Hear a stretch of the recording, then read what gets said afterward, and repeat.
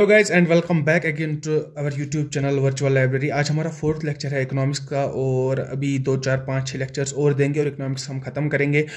तो अभी मैं स्टार्ट करने से पहले आपको बताऊं कि जिसने पिछले वाली वीडियोस नहीं देखी है प्लीज़ वो जाके पहले वो वीडियोस देखे, उसके बाद इस वीडियो पे आए तक, क्योंकि कोई फ़ायदा ही नहीं है सीधे ये वीडियो देखने का। अगर आप गॉड गिफ्टेड है, मतलब आपको बोलते ही चीज़ें सारी समझ आती है तो फिर ठीक है, लेकिन अगर आपने वो वीडियोज़ नहीं देखी मेरे ख्याल से आपको ये समझ नहीं आएगा। तो चलते हम स्टार्ट करते हैं अपना टॉपिक जो कि हमारा जीएनपी। सर जीएनपी का मतलब क्या होता है, पहले डेफिनेशन हम पढ़ेंगे थोड़ा सा इसके बारे में। वो होता है सर ग्रॉस नेशनल प्रोडक्ट, है ना सर? ठीक है, तो सर मुझे बताइए, मैंने ये तो दूसरा पढ़ा जीएनपी, पहला मैंने जीडीपी नहीं पढ़ा था। जीडीपी का मतलब क्या था? ग्रॉस डोमेस्टिक प्रोडक्ट, यही पढ़ा था ना? पूरी अच्छी तरीके से पढ़ा था ना?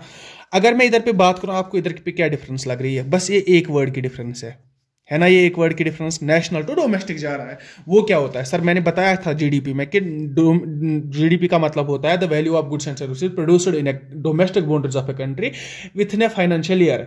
एक फाइनेंशियल ईयर में कितनी इनकम जनरेट हो रही है, कितने प्रोडक्ट्स का वैल्यू आ रहा है हमारा एक डोमेस्टिक बाउंड्री में, उसको हम बोलते हैं जीडीपी। क्योंकि डोमेस्टिक आ रहा है ना इधर पे, ये डोमेस्टिक बाउंड्री की बात हो रही है।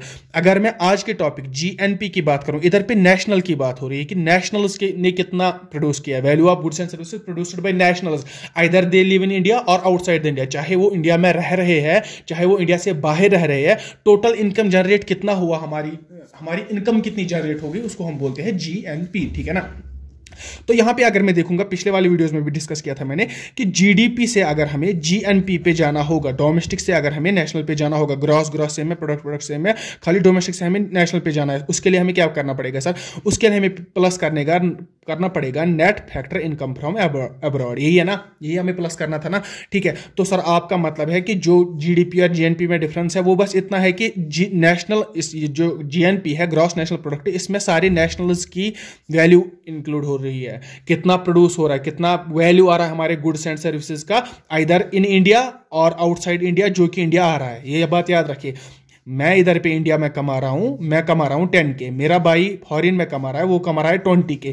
तो हमारा अगर जीडीपी देखेंगे, जीडीपी हमारा 10K ही है, क्योंकि मैं काउंट हो रहा हूं। लेकिन जीएनपी की अगर हम बात करेंगे, वो है हमारा 20K plus 10K, that is 30,000 हमारा जीएनपी है, क्योंकि इसमें कैलकुलेट हो रहा है कि बाहर से कितना इनकम आ रहा है। अब यहां अगर ये एक कंट्री है, ये दूसरी कंट्री, ये इंडिया है, ये अमेरिका है, कोई अमेरिका वाला इधर बैठा है, वो इधर पे अपना भेज रहा है, अपना इनकम जो जनरेट कर रहा है इधर पे, तो वो वाला माइनस होगा। जीएनपी में से क्या प्लस होगा? जीएनपी कैसे हम निकालेंगे? जीएनपी तब हम निकालेंगे, हम जीडीपी को हम जब प्लस करेंगे इन एक्सपोर्ट्स, इंपोर्ट्स हम ऐड करेंगे, एक्सपोर्ट्स हम माइनस करेंगे। वो क्या है सर? जीडीपी में से जीडीपी को जब हम इंपोर्ट्स, जो कि हमारे देश में आ रहा है, अराइविंग ना पैसे आ रहे हैं हमारे देश में, उनको हम बोलते हैं इंपोर्ट्स, और उसको दूसरे को जो यहां से जा रहे हैं, दूसरे देश में जा रहे हैं, उसको हम बोलते हैं एक्सपोर्ट। समझ आ रहा है ना आपको? तो मैं बताऊंगा, इन दो के बदले मैं लिखता हूं एनएफआई। ये मैंने पिछले वीडियोस में अच्छे से डिस्कस किया है, तो आप उधर जाके देखिए। तो मैं बोलूंगा एट द एंड की GNP is equal to GDP plus NFIA, net factor income from abroad. ये होती है हमारी फॉर्मूला। उसके बाद बात की कि डिराइव कैसे करते हैं, जीडीपी से हम जीएनपी डिराइव कैसे करते हैं और जीएनपी का मतलब क्या हो गया, अब आपको समझ आ गया होगा। अब हम बात करेंगे, जो हम ये एनएफआईए कैलकुलेट करते हैं ना, ये कैसे कैलकुलेट करते हैं? हम करते हैं ना जीडीपी, क्या बताया मैंने, जीडीपी प्लस एनएफआईए जो हम करते हैं उसी को हम नाम देते हैं जीएनपी। अब ये जीएनपी हम कैलकुलेट करने के लिए हमें पहले ये पता होना चाहिए ना कि net factor income from abroad किस तरीके से आएगा सर? वो 3 तरीके से आएगा। पहला क्या है सर? पहला है प्राइवेट रेमिटेंसेस, MITTANCES। एक है, पहला है हमारा प्राइवेट रेमिटेंस।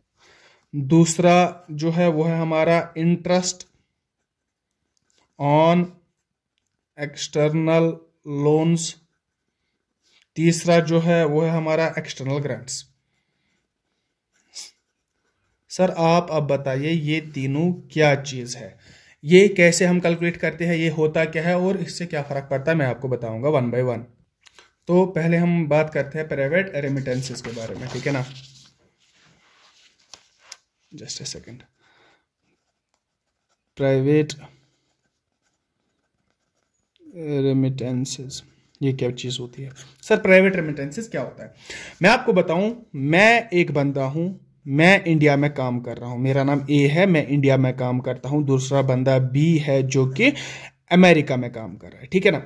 अब इंडिया वाला, मैं इधर काम कर रहा हूं, यहां यूएसए में बी बंदा काम कर रहा है, लेकिन ये बी जो दोनों है ना, ये नेशनल्स है। क्यों क्यों नेशनल्स है? क्योंकि सर हम जीएनपी पढ़ रहे हैं ना, नेशनल्स की बात हो रही है, ये दोनों एक ही कंट्री के हैं। ए भी इंडिया का ही है, बी भी इंडिया का ही है।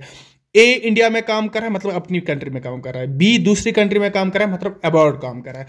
अब क्या होता है, ये बी इधर कमा रहा है, ये बी इधर ट्रांसफर करेगा, ट्रांजैक्शन करेगा, मनी सेंड करेगा, पेरेंट्स को सेंड करेगा, है ना। यही बात होती है ना। इस ट्रांजैक्शन को, जो ये ट्रांजैक्शन करता है, उसको हम बोलते हैं प्राइवेट रेमिटेंसेस। Private remittances. अब मसला इस तरह है, प्राइवेट रेमिटेंसेस अगर यहां पे बी ए की तरफ भेज रहा है, एक बाहर का बंदा है यूएसए में काम, बाहर का नहीं सॉरी, इंडिया का बंदा है यूएसए में काम कर रहा है, वो इंडिया पैसे भेज रहा है, तो पैसा भेजने का मतलब वो पैसा ऐड कर रहा है, इसको हम बोलते हैं पॉजिटिव रेमिटेंसेस, समझ लेना। और अब अगर एक कंट्री में एक यूएसए का बंदा बैठा है, वो यूएसए तो पैसे ट्रांसफर करेगा ना, वो कमा रहा है इंडिया में, तो उसको हम बोलते हैं नेगेटिव रेमिटेंसेस, ठीक है ना। आई होप आपको चीजें समझ रही होंगी। मैं एक एग्जांपल से आपको समझाऊंगा, ठीक है ना। एग्जांपल मैं इधर पे दूंगा, जो बी है ना, बी किधर है, बी ऑस्ट्रेलिया में है, वो पैसे भेज रहा है इंडिया। सर कितना भेज रहा है? 10,000 भेज रहा है, मान के चलो। अब और एक बंदा है सी, जो कि इंडिया में काम कर रहा है, किधर पैसे भेज रहा है? ऑस्ट्रेलिया भेज रहा है। तो कितना भेज रहा है? वो ये इंडिया में काम कर रहा है, ऑस्ट्रेलिया पैसे भेज रहा है, इसने भेजे 6,000। सर मुझे बताइए नेट रेमिटेंसेस कितना होगा? नेट रेमिटेंसेस कितना होगा? मैं सीधे नेट निकालूंगा, 10,000 माइनस 6,000 कितना आ गया? 4,000। ये हमारा वैल्यू है NFIA का। मतलब बोलने का था कि पॉजिटिव रेमिटेंसेस क्या होते हैं और नेगेटिव रेमिटेंसेस क्या होते हैं। देखिए आप इस तरह से समझिए, जो कोई बंदा बाहर काम कर रहा है, वो इंडिया पैसे भेज रहा है, मतलब वो इंडिया की इकोनॉमी ऐड कर रहा है ना, पैसे भेज रहा है, चाहे 1,000, 10,000, 1 लाख, 1 करोड़, जितना भी भेज रहा है, वो इंडिया की इकोनॉमी को ऐड हो रहा है। और जो चीज इंडिया की इकोनॉमी को ऐड करेगी, उसको हम पॉजिटिव में लिखते हैं, और जो चीज इंडिया की इकोनॉमी से बाहर जाएगी, इंडिया की डोमेस्टिक बाउंड्री से जो पैसा बाहर जाएगा, उसको हम बोलते हैं नेगेटिव, चाहे आगे जो भी हो। अभी हम रेमिटेंसेस की बात करें। रेमिटेंसेस मैंने क्या बोला? रेमिटेंसेस एक ट्रांजैक्शन होती है। ट्रांजैक्शन वो जो चाहे इंडिया से यूएसए जाए या यूएसए से इंडिया आए। अगर यूएसए से इंडिया आ रही है तो पॉजिटिव रेमिटेंसेस, अगर इंडिया से यूएसए जा रही है तो नेगेटिव रेमिटेंसेस एंड। बस इतना ही है। अब दूसरा फैक्टर जो मैंने आपको पढ़ाया इधर पे कि जो हम निकाल क्या रहे हैं सर? NFIA निकाल रहे हैं, net factor income from abroad निकाल रहे हैं। उसमें से हमने पहले पढ़ा कि प्राइवेट रेमिटेंसेस इंक्लूड होती है। सर दूसरा इंक्लूड होता है इंटरेस्ट ऑन एक्सटर्नल लोन्स। अब हम इंटरेस्ट ऑन एक्सटर्नल लोन्स समझेंगे ये क्या चीज है। देखो इंटरेस्ट ऑन एक्सटर्नल लोन्स क्या है, आपको पता होगा। इंडिया जो है ना, इंडिया लोन प्रोवाइड कर रहा है बांग्लादेश को, करंटली बांग्लादेश को लोन प्रोवाइड कर रहा है, श्रीलंका को कर रहा है, ये चीजें आपको पता है, ठीक है। अगर नहीं पता तो समझिए, इंडिया लोन प्रोवाइड कर रहा है। जिस तरह एक बैंक लोन प्रोवाइड कर रहा है, हम बैंक के पास जा रहे हैं लोन लेने के लिए। वो हमें क्यों लोन देते हैं? क्योंकि वो अपना इंटरेस्ट के लिए देते हैं, बैंक हमसे इंटरेस्ट लेता है। इसी तरह अगर एक कंट्री दूसरे कंट्री को लोन दे रही है, ये किस बेस पे दे रही है, किस बिहाफ पे दे रही है? इंटरेस्ट ले रही है ना उस कंट्री से। अब मसला इस तरह है, इंटरेस्ट ऑन एक्सटर्नल लोन्स क्या है? अगर अब इंडिया ने इस टाइम लोन दिया, एक केस है। दूसरा केस है अब इंडिया लोन ले रहा है। इंडिया चाहे ये लोन ले रहा है वर्ल्ड बैंक से, चाहे वो लोन ले रहा है दूसरी कंट्री से। अगर ये लोन ले रहा है तो इनको वापस में इंटरेस्ट पे करना, इसको वापस में इंटरेस्ट पे करना है कि नहीं? इंटरेस्ट तो पे करना ही करना है ना। अगर इंडिया किसी कंट्री को लोन दे रहा है तो उनको उनसे इंटरेस्ट लेना है, उस कंट्री से इंटरेस्ट लेना है। एग्जांपल, इंडिया बांग्लादेश को लोन दे रहा है, बांग्लादेश को इंडिया को एक तो वो लोन चुकता करना पड़ेगा और दूसरा इसका इंटरेस्ट पे करना पड़ेगा। अब अगर इंडिया लोन ले रहा है, चाहे वो वर्ल्ड बैंक से लोन ले रहा है, चाहे वो यूएसए से लोन ले रहा है, मतलब गर्ज इस बात से है कि इंडिया को इंटरेस्ट देना पड़ेगा, ठीक है ना। अब मैंने क्या बोला अभी, जब इकोनॉमी में पैसा ऐड होगा उसको हम बोलते हैं पॉजिटिव, उसके बाद जब इकोनॉमी से पैसा जाएगा उसको हम बोलते हैं नेगेटिव। अब आप समझिए इस बात को, इंडिया लोन दे रहा है, ठीक है ना, ऑस्ट्रेलिया को लोन दे रहा है, किसी भी कंट्री को लोन दे रहा है, ये इसको इंटरेस्ट पे कर रहा है। पैसा गया लेकिन वो वापस आएगा, एक तो पैसा वापस आएगा, दूसरा इंटरेस्ट वापस आएगा, ये हो गया पॉजिटिव। जब इंडिया लोन देगा उसको हम बोलेंगे positive interest on external loans, positive interest on external loans. और जब हम बोलेंगे कि हमें इंटरेस्ट पे करना है तो हम इंटरेस्ट पे करेंगे, उसके साथ वो लोन भी पे करेंगे। हमने यूएसए से लोन लिया है, इंडिया ने यूएसए से लोन लिया, हमें क्या देना है इसको, इंटरेस्ट। इंटरेस्ट जाएगा कहां से, इकोनॉमी में से ही जाएगा ना, इसको इंटरेस्ट पे करना है, इकोनॉमी में से पैसा जा रहा है, इसको हम बोलते हैं negative interest on external loans. ये कोई फॉर्मूला नहीं है, ठीक है ना, मैं बस बता रहा हूं IOEL, interest on external loans, ठीक है। पॉजिटिव कब होता है, नेगेटिव कब होता है। अगर इंडिया की बात करेंगे ना, इंडिया में जो इंटरेस्ट ऑन एक्सटर्नल लोन है ना, वो यूजुअली नेगेटिव होता है, वो यूजुअली नेगेटिव होता है। मतलब इंडिया ज्यादा लोन ले रहा है, देने के बजाय ले ही रहा है, मतलब नेगेटिव तो तभी आएगा ना अगर आपने ये टॉपिक समझा होगा। इसके बाद हम अभी आपको पता है हम क्या पढ़ रहे हैं, NFIA पढ़ रहे हैं ना, ठीक है ना। NFI में हमने 2 खत्म किए, तीसरा हम पढ़ेंगे। तो मैंने इधर पे लिख के रखा एक्सटर्नल ग्रांट्स। एक्सटर्नल ग्रांट्स क्या होते हैं सर, देखो एक कंट्री है लाइक पाकिस्तान में रिसेंटली आपको पता होगा फ्लड्स आए हैं, ठीक है ना। जब पाकिस्तान एक कंट्री है, इसमें फ्लड्स आए, अब फ्लड्स आए तो बाकी नेशंस आ गए इनको हेल्प करने के लिए, बाकी नेशंस आ गए इनकी तरफ इनको हेल्प करने के लिए। अब इनको कुछ मॉनेटरी वैल्यू प्रोवाइड कर रहे हैं, कुछ मनी प्रोवाइड कर रहे हैं, कुछ ऑफर कर रहे हैं, आप ये पकड़ो, आप अपनी हालत को सुधारो। तो ये ह्यूमैनिटेरियन बेसिस पे होता है, लाइक इंसानियत के नाते पे। अगर आप किसी को पैसे दोगे, आप किसी को देखोगे गरीब है, तो आप अगर उसको पैसा देना चाहोगे तो आप उसको पैसा दोगे, लेकिन आप तो वापस नहीं लोगे ना, आप ना तो वो पैसे वापस लोगे, ना तो उस पर कोई इंटरेस्ट चढ़ाओगे। इसी तरह सेम पाकिस्तान के साथ हुआ, मनी दे रहा है दूसरा मुल्क, लाइक इंडिया दे रहा है, यूएसए दे रहा है, चाइना दे रहा है, पाकिस्तान को ग्रांट्स दे रहा है, इनको हम बोलते हैं ग्रांट्स। ग्रांट प्रोवाइड कर रहा है पाकिस्तान को, लेकिन इस ग्रांट पे ना तो ये ग्रांट्स वापस आते हैं, ना तो कोई इंटरेस्ट पे करना पड़ता है, ठीक है ना तो कोई ग्रांट वापस देना, ना तो इस कंट्री को कोई मनी वापस करनी है, ना तो इस कंट्री को कोई इंटरेस्ट देना है। ये बस ग्रांट्स होते हैं। और ग्रांट्स क्या होते हैं सर, ग्रांट्स होते हैं एक मॉनेटरी वैल्यू जो कि एक कंट्री दूसरी कंट्री को देती है ऑन ह्यूमैनिटेरियन बेसिस, ठीक है ना। तो अभी हमने NFI पढ़ा। और अगर हम इंडिया की बात करें, ग्रांट्स भी 2 तरीके के होते हैं, पॉजिटिव ग्रांट्स, नेगेटिव ग्रांट्स। अब ये सर पॉजिटिव क्या है, नेगेटिव क्या है। अगर किसी केस में इंडिया पैसा रिसीव कर रहा है, ग्रांट्स रिसीव कर रहा है, तो क्या हो रहा है, इकोनॉमी ऐड हो रही है, तो हम बोलेंगे उसको पॉजिटिव ग्रांट्स। जब रिसीव कर रहा है, अब इंडिया पैसा दे रहा है, ग्रांट्स प्रोवाइड कर रहा है, तो उसको हम क्या बोलेंगे, नेगेटिव ग्रांट्स, क्योंकि ये पैसा जा रहा है और ये पैसा आ रहा है। आई होप पॉजिटिव नेगेटिव का आपको कंसेप्ट समझ में आ गया होगा। बहुत बार क्वेश्चंस पूछे गए इस पे और आई थिंक आपको क्लियर हो गया होगा। और इसी के साथ हमने जो अपना टॉपिक था वो हमने खत्म किया। एंड एट द एंड मैं आपको बताऊंगा, हमारा टॉपिक था GNP, हमने खत्म किया। GNP हमने इसमें से क्या पढ़ा, अब सम अप करके मैं बताऊंगा। GDP पे से हम GNP कैसे निकालते हैं। सर GDP से हम GNP निकालते हैं अगर हम प्लस करेंगे NFIA। सर आप प्लस ही क्यों करते हैं, प्लस ही क्यों करते हैं। मैंने अभी आपको बोला कि इंडिया के केस में अगर इंटरेस्ट ऑफ लोन्स माइनस हो, ज्यादातर माइनस होता है, एक्सटर्नल ग्रांट्स भी माइनस होती है। और अगर ये वैल्यू माइनस है तो माइनस क्यों नहीं कर रहे आप प्लस ही क्यों कर रहे हैं, पैसा प्लस क्यों कर रहे हैं, ठीक है ना। आप तो ये क्वेश्चन आ रहा होगा सर NFI प्लस भी होता है, NFI माइनस भी होता है, डिपेंडिंग अपॉन। देखो मैं आपको बताऊंगा इस तरह, एक कंट्री है दूसरी कंट्री। अब NFI मैंने आपको बोला कैलकुलेट कैसे करते हैं। अब खाली NFI इनकम नहीं होती है, जो दूसरा बंदा यूएसए में पैसे कमा रहा है खाली उसी की इनकम जो इंडिया भेज रहा है वही काउंट नहीं होती है सर। एक्सटर्नल ग्रांट्स भी काउंट होते हैं सर, इंटरेस्ट ऑन लोन्स भी काउंट होता है। हाँ सर, अब ये सारा कुछ जब हम, ये 3 फैक्टर्स है, एक से हमें 10K मिले, ठीक है ना, एक से हमें 10K आया, दूसरे से 10K, तीसरे से 10K, ठीक है ना, टोटल हमें कितना आया 30,000। तो हम ये 30,000 प्लस करेंगे। लेकिन अगर किसी सूरत में पैसा यहां से जा रहा है और हम ग्रांट्स इधर से दे रहे हैं और हम इंटरेस्ट पे कर रहे हैं, हमारा माइनस हो जाएगा ना, तब -30K एग्जाम्पल, तब तो हम क्या करेंगे, GDP को हम तब माइनस करेंगे NFI। अभी हम प्लस इसलिए कर रहे हैं क्योंकि हम प्लस दे रहे हैं ना। देखो इंडिया की इकोनॉमी ऐड हो रही है। अभी की अगर मैं बात करूं एग्जाम्पल, मैं आपको अच्छी तरह से समझाना चाहूंगा ताकि आपको कोई कंफ्यूजन ना रहे। यहां से मैं इंडिया में हूं, अभी यहां पे ऑस्ट्रेलिया में है या यूएसए में, ये यूएसए मान के चलो, ये इंडिया मान के चलो। मोस्टली क्या होता है, इंडिया के पीपल है ना वो जाते हैं यूएसए में पैसे कमाने के लिए, ठीक है ना, इंडिया के पीपल जाते हैं। हालांकि यूएसए की अगर आपको पता होगा ज्यादा इंडियंस बाहर, अगर कनाडा की बात करेंगे, कनाडा जाते हैं पैसे कमाने के लिए, है कि नहीं। हाँ ये सच है सर। तो यहां से पैसा आ रहा है, यहां से पैसा आ रहा है, ये हमें प्लस हो रहा है, तभी हम NFIA प्लस कर रहे हैं। इन केस अगर हमारी कंट्री, अगर इंडिया इकोनॉमिकली मच बेटर हो जाएगी, करेंसी वैल्यू बढ़ जाएगी, तो क्या होगा सर, दूसरे मुल्कों से इंडिया आएंगे लोग, तब दूसरे मुल्कों से इंडिया आएंगे लोग, तब तो हमारा NFI नेगेटिव होगा, क्योंकि हमें पैसे यहां से ट्रांसफर करने हैं दूसरे मुल्क में, ठीक है ना। तो आपको समझ आ रहा होगा।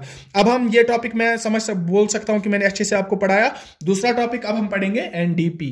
हमने GDP पढ़ा, GNP पढ़ा, NDP पढ़ा, अब हम NNP पढ़ेंगे। सर NNP होता क्या है? सर NNP का मतलब है नेट नेशनल प्रोडक्ट। ओके, फिर से हम रिलेट करेंगे GDP के साथ। पहले GDP sir gross domestic product, ठीक है ना। तो हमें GDP से कन्वर्ट करना है NDP, जो कि है नेट नेशनल प्रोडक्ट। मैं बताऊंगा ग्रॉस से नेट जा रहा है, डोमेस्टिक से नेशनल जा रहा है, प्रोडक्ट ही है, ठीक है। सर जब हम ग्रॉस और नेट की बात की थी और जब हमने डोमेस्टिक एंड नेशनल की बात की थी, वो क्या होता है? ग्रॉस से जब हम नेट पे जाएंगे माइनस डेप करेंगे, माइनस डेप्रिसिएशन करेंगे। डोमेस्टिक से जब हम नेशनल जाएंगे क्या करेंगे सर? प्लस NFI करेंगे। ठीक बोल रहा हूं कि मैं? नहीं समझ आ रहा है? पिछली वाली वीडियोस देखना, क्योंकि फिर आपको क्लियर नहीं है, पिछली वाली वीडियोस आपको फिर क्लियर नहीं है। तो ये निकल के आता है हमारा NNP, इसमें से ज्यादा कुछ पढ़ना ही नहीं है। GDP से हम कैसे डिराइव करते हैं, तो मतलब क्या इस बोलने का कि net national product, net value मतलब डेप्रिसिएशन माइनस करके है, नेशनल मतलब एक तो इनकम जो इधर जनरेट हो रही है, जो बाहर जनरेट हो रही है, दोनों ऐड हो रहे हैं, क्योंकि नेशनल प्रोड्यूस कर रहे हैं, और प्रोडक्ट मीन्स प्रोडक्ट, मतलब NNP का मतलब है नेट नेशनल प्रोडक्ट। बस इसमें ज्यादा कुछ याद रखने की जरूरत नहीं है, बस वो रेमिटेंसेस वगैरह आप याद रखिएगा, तो आई गारंटी कोई क्वेश्चन नहीं छूटेगा। मैंने ये जो लेवल पढ़ा रहे हैं ना अभी, ये UPSC लेवल है, ठीक है ना।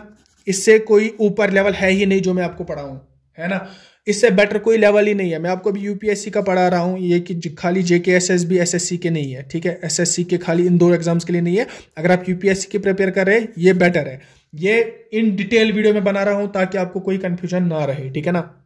कल की वाली वीडियो में हम डिस्कस करेंगे सबसे ऑथेंटिक या सबसे एक्यूरेट मेथड कौन है इनमें से। GDP है, NDP, GNP है, NDP है, NNP है। इन चारों में से सबसे बेटर मेथड कौन है? अगर आप बता सकते हैं, आप मुझे कमेंट सेक्शन में बताइएगा, और नेक्स्ट वाली वीडियो में मैं आपके साथ ये सारा कुछ डिस्कस करूंगा खुद ही। वीडियो देखने के लिए थैंक यू। वीडियो आपको अगर अच्छी लगी होगी तो प्लीज चैनल को सब्सक्राइब कीजिएगा, लाइक कीजिएगा, शेयर कीजिएगा, और PDF की लिंक आपको डिस्क्रिप्शन में मैं प्रोवाइड करूंगा, वहां से PDF डाउनलोड कीजिएगा। And I will see you in the next lecture. Till then take care, खुदा हाफिज एंड गुड बाय। दूसरा टॉपिक है जो कि है NDP। सर NDP होता क्या है? नेट डोमेस्टिक प्रोडक्ट होता है ना सर? हाँ सर होता है, नेट डोमेस्टिक प्रोडक्ट हमें पढ़ना है। सर हम फिर से करेंगे, क्या करेंगे सर? रिलेट करेंगे, हम GDP फिर से निकालेंगे। GDP मतलब ये मुसीबत में, इसको हम ला के ही रखते हैं ना हर बार। GDP से हमें NDP निकालना है, NDP। सर GDP क्या होता है? Gross domestic product. पढ़ा है कि नहीं पढ़ा है? हाँ सर पढ़ा है। NDP क्या सर होता है? Net domestic product. पहली बात जो मुझे दिखनी चाहिए, देखते ही समझ आनी चाहिए, डोमेस्टिक है, डोमेस्टिक है मतलब सर्कुलर, ये ना जो बाउंड्री है इंडिया की, उसमें से कितना वैल्यू प्रोड्यूस हो रहा है गुड्स एंड सर्विसेज का, उसी की बात हो रही है, ठीक है। अब इधर पे चेंज क्या है? फिर ग्रॉस से नेट जाना है, ग्रॉस से नेट जाना है। सर हम ग्रॉस से नेट कैसे जाते हैं? सर हम ग्रॉस से नेट जाते हैं बाय ग्रॉस, अगर को हम माइनस करेंगे डेप्रिसिएशन, वो हमें नेट देता है। पढ़ा है हमने पिछले वाली वीडियोस में, हमने पढ़ा है। तो मैं बता सकता हूं इधर पे, अगर मैं इसको GDP को माइनस करूंगा डेप्रिसिएशन, सिंपल DP, ठीक है ना। GDP को मैं डेप्रिसिएशन माइनस करूंगा, मुझे निकलेगा NDP, है कि नहीं? क्योंकि ग्रॉस वैल्यू देखो, एग्जांपल ग्रॉस वैल्यू और नेट वैल्यू की एग्जांपल लिख दूंगा मैं, ठीक है ना। एग्जांपल में समझाऊंगा। सपोज करो मेरे पास कोई एक राइस है, राइस के दाने हैं। ये राइस के दाने मैं कर रहा हूं, मतलब उगा रहा हूं, राइस उगा रहा हूं। मुझे ये राइस आया, ये जो दाने हैं, ये जो बीज से, ये मुझे आए 50 रुपीज के, 50 रुपीज इसकी वैल्यू थी। और मैंने जो राइस बनाया, फिर बोरियों में मैंने इधर पे राइस रखा, ठीक है ना, हार्वेस्ट किया, तो उसका वैल्यू मुझे आ रहा है लाइक 500 रुपीज। अब मुझे आप बताइए इधर पे ग्रॉस वैल्यू और नेट वैल्यू क्या है? ग्रॉस वैल्यू क्या है? ग्रॉस वैल्यू सर मुझे 500 रुपीज है। सर नेट वैल्यू क्या है? नेट वैल्यू सर मुझे 50 रुपीज है। Net value sir 500 minus 50 rupees, वो हो गया 450 रुपीज। नेट वैल्यू मतलब जो कि मेरा खर्चा हुआ, मैंने कुछ कमाया, हाँ मैंने कुछ कमाया, लेकिन मेरा कुछ खर्चा हुआ उस पर, उस कमाने में मेरा कुछ खर्चा हुआ, तो वो खर्चा होना हम माइनस करते हैं, उसको हम बोलते हैं नेट, कि मुझे फायदा कितना आया, एट द एंड मुझे फायदा कितना आया। अब हमें नेट वैल्यू कैसे निकालते हैं सर? माइनस हम डेप्रिसिएशन करते हैं, ठीक है ना। जीडीपी से हम जाएंगे एनडीपी पे, ग्रॉस से नेट पे जाएंगे या जीडीपी से एनडीपी, तो हमें माइनस डेप्रिसिएशन करनी पड़ेगी। जो ग्रॉस वैल्यू होगी उसकी हमें डेप्रिसिएशन, उससे हमें डेप्रिसिएशन माइनस करनी पड़ेगी, ठीक है ना। तो मैं कैसे करूंगा, देखो मान के चलो मैं एक फैक्ट्री चला रहा हूं, लाइक मैं कौन सी फैक्ट्री दूंगा, मैं एक बेकरी बना रहा हूं, बेकरी, ठीक है ना, बेकरी की फैक्ट्री चल रही है। मैंने आटा लाया, मैंने इस फैक्ट्री में डाला, आटा ने मुझे बिस्किट दिए, इधर पे मैं बिस्किट से दिखाऊंगा, ठीक है ना। अब क्या होता है, अब जो इधर पे मुझे वैल्यू लगेगा और जो मुझे इधर पे वैल्यू लगेगा, उसमें क्या फर्क आएगा? उसमें सर ये बेकरी के जो इक्विपमेंट्स है ना, ये इंफ्रास्ट्रक्चर है ना, इक्विपमेंट्स में वेयर एंड टियर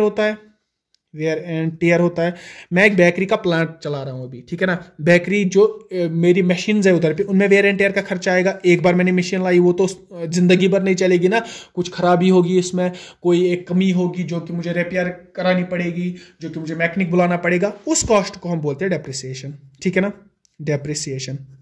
और कुछ टर्म्स में भी बताना चाहूंगा आपको डेप्रिसिएशन होता क्या है। डेप्रिसिएशन में कुछ पॉइंट्स बताना चाहूंगा। पहला पॉइंट तो है यह है कि वेयर एंड टियर होता है। दूसरा पॉइंट क्या है? दूसरा पॉइंट यह है कि डेप्रिसिएशन जो है ना, वो अपने होम यूज जो अप्लायंसेस है ना उस पर अप्लाई नहीं होती है। क्या बात है सर? मतलब कि मेरे पास एक लैपटॉप है सर, लैपटॉप पे डेप्रिसिएशन अप्लाई होगी? सर नहीं होगी। सर क्यों नहीं होगी? सर क्योंकि डेप्रिसिएशन क्यों पहले अप्लाई होती है? मैं एक लैपटॉप है मेरे पास, मैं एक कंपनी में हूं, मैंने लैपटॉप बनाया, मैंने ये लैपटॉप भेजा, ठीक है ना, मैंने किसी एक पर्सन को भेजा। अब इसमें से माइनस में डेप्रिसिएशन करूंगा, जो भी वैल्यू होगा मैं पहले माइनस डेप्रिसिएशन करूंगा, क्योंकि मुझे अपना खर्चा वो निकालना है। लेकिन अब मेरा लैपटॉप एक घर पे पड़ा है, मैं चला रहा हूं, मुझे ना तो किसी को भेजना है ना कुछ करना, मैं डेप्रिसिएशन क्यों करूंगा? मैं डेप्रिसिएशन करूंगा ही क्यों? तो इसका मतलब डेप्रिसिएशन खाली उन गुड्स पे होती है, उन एसेट्स पे होती है जो कि बिजनेस में इस्तेमाल होते हैं, जिससे कि हम कोई गुड्स एंड सर्विसेज प्रोड्यूस कर रहे हैं, उनसे हम उनमें से हम डेप्रिसिएशन माइनस करते हैं। तीसरा पॉइंट हमारा डेप्रिसिएशन में से, तीसरा पॉइंट यह है कि हर एक जो भी एक इंडस्ट्री है ना, चाहे इंडस्ट्री है, चाहे फैक्ट्री है, चाहे इक्विपमेंट्स है, डेप्रिसिएशन क्या होती है? डेप्रिसिएशन इंप्लीमेंट करता है। इंप्लीमेंट कौन करता है sir? Ministry of commerce and industry. Ministry of, ये सारा नोट्स पे लिखे है, मैं पीडीएफ प्रोवाइड करूंगा, इधर पे आप नहीं दिखेगा। Ministry of commerce and industries एक मिनिस्ट्री है जो कि डेप्रिसिएशन वैल्यू सेट करके रखती है। लाइक अगर मैं बेकरी चला रहा हूँ, इसका डेप्रिसिएशन वैल्यू है 30%, और कोई और चीज चला रहा है, उसका डेप्रिसिएशन वैल्यू 20% होगा। और जो डेप्रिसिएशन वैल्यू है ये कौन सेट करता है? Ministry of commerce and industries. अब क्या होता है इससे सर? देखिए मैं आपको एक ना ट्रिक बताऊंगा बिजनेस में, ठीक है? क्या होता है, मान के चलो आप अमेजॉन की बात कर रहे हैं। अमेजॉन की अगर मैं बात करूंगा, सॉरी कॉल आया था, अमेजॉन की अगर मैं बात करूंगा, अमेजॉन टैक्स पे नहीं करता है, अमेजॉन टैक्स पे नहीं करता है करंटली, कोई मतलब रेगुलेशन हो गई होगी, लेकिन अमेजॉन जब आया था अमेजॉन टैक्स पे नहीं करता था। आपको पता है क्यों? मैं आपको बताऊंगा। देखो मैं इधर पे कुछ बना रहा हूं, मैं कुछ मगर मैंने बताया अभी बेकरी की बात कर रहा हूं, बेकरी में प्रोड्यूस कर रहा हूं, मेरा एक मैन्युफैक्चरिंग प्लांट है, इस प्लांट पे डेप्रिसिएशन अप्लाई होगी, इस प्लांट पे डेप्रिसिएशन लगती है। अब जब इस प्लांट पे डेप्रिसिएशन लगती है, मैं प्रॉफिट कमा रहा हूं लाइक 30K पर मंथ में प्रॉफिट कमा रहा हूं, लेकिन सर मैंने इधर पे दिखाया कि मेरा डेप्रिसिएशन हो गया 40,000 का। अब डेप्रिसिएशन हो गया 40,000 का, ये था प्रॉफिट, ये था डेप्रिसिएशन। प्रॉफिट कितना आया मेरा? 30,000। डेप्रिसिएशन कितना हो गया? 40,000। डेप्रिसिएशन सर लॉस में काउंट होता है जब बैलेंस शीट बनाते हैं ना। देखो टैक्स कैसे लगता है, बैलेंस शीट हर किसी को बनाना पड़ता है जो भी एक बिजनेस करेगा। बैलेंस शीट वो क्या होता है सर? इस तरह होता है प्रॉफिट लॉस। प्रॉफिट क्या होता है सर? मैंने इतना प्रॉफिट कमाया 10K, सर मेरा डेप्रिसिएशन या लॉसेज या क्या हो गया 5K, तो मेरा नेट प्रॉफिट है 5K पे मुझे टैक्स लगेगा, ठीक है? समझ रहे हैं आप? लेकिन मैं इधर पे क्या कर रहा हूं, अमेजॉन क्या कर रहा था आप समझिए, वो बता रहा था कि मेरा 30K प्रॉफिट हो रहा है। 30K सर प्रॉफिट हो रहा है सर, मेरा जो डिलीवरी बॉय है, स्कूटीज का, बाइक्स का, गाड़ियों का, व्हीकल्स का, ट्रांसपोर्ट का, उसका मुझे डेप्रिसिएशन हो रहा था 40,000।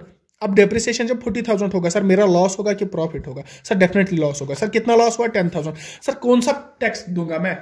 10K जब अमेजॉन का लॉस हुआ, टैक्स माफ हुआ, टैक्स जीरो हुआ। डेप्रिसिएशन जब टैक्स उसी पे लगता है जब प्रॉफिट होगा, जितना प्रॉफिट होगा उतना टैक्स लगेगा। जब प्रॉफिट है ही नहीं, वो तो मैं बता रहा हूं, अगर हम रियलिटी में देखेंगे ना, वो बिलियंस में काम कर रहे हैं, लेकिन जब हम बैलेंस शीट देखते हैं वो तो दिखा रहे हैं हमें कि टैक्स ही नहीं, मुझे लॉस ही लॉस हो रहा है, प्रॉफिट है ही नहीं कहीं पे, तो उस पर टैक्स नहीं लगता था। आई डोंट नो आज मत रेगुलेट किया होगा, तो ये पहले की बात है।